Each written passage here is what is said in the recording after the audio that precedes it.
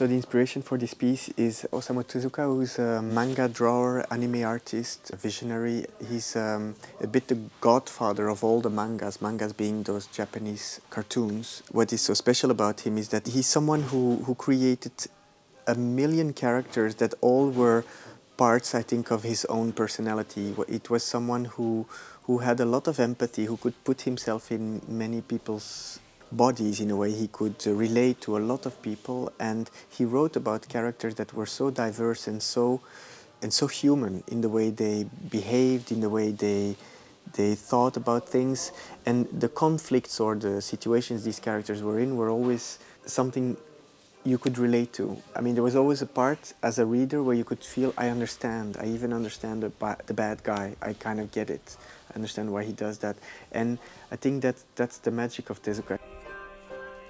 Some people comparing with Walt Disney, but I think his world is much, much more complex and rich because he dares to talk about anything which is taboo usually, very, very harsh themes, or very complex ones. What is wonderful with him is that he manages to portray it in an almost all ages way.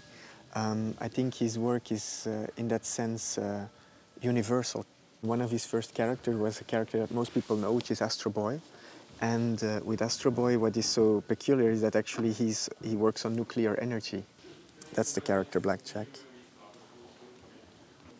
What's great with Blackjack is that it's as much sometimes extremely funny as it can be very morbid or quite scary.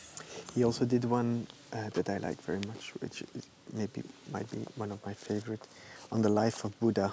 It's extremely moving and also funny and dramatic. I mean, it's quite a fascinating combination of emotions you go through when you read it. As comic books are made, every week you would need to get a page out or something, and then eventually it becomes a full story. And it's not really unlike how I make work in a studio, where every day I kind of create a page and then eventually I need to make a book out of that. I'm hoping that people who are fans of Tezuka will see enough of the feeling of Tezuka in it. I mean, I'm not going to be extremely literal, not all the characters will be in there. And at the same time, for the people who don't know Tezuka, I hope that after seeing my piece, they want to read his books.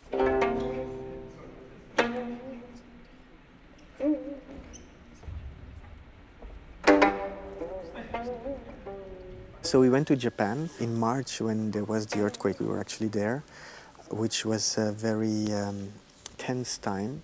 There was a strange fear, an end of the world fear. We went back to Japan in July to pick up where we left things in March.